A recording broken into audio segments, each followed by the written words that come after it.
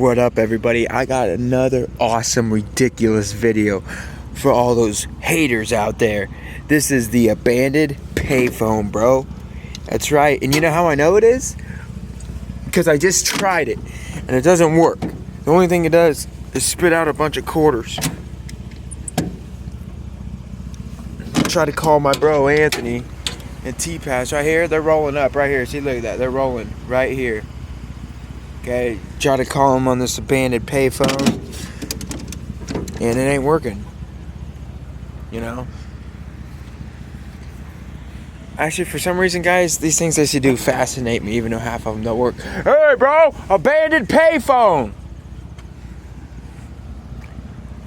Every single payphone that exists is abandoned. Exactly, bro. Everyone uses payphone. And I'm posting this on YouTube for the haters. That's right. They hate whenever we do 1 minute clips about abandoned stuff. That's right, man. This is just as bad as the abandoned ATM, which I still think is cool. Alright, ladies and gentlemen, this is Wild Adventures with Michael.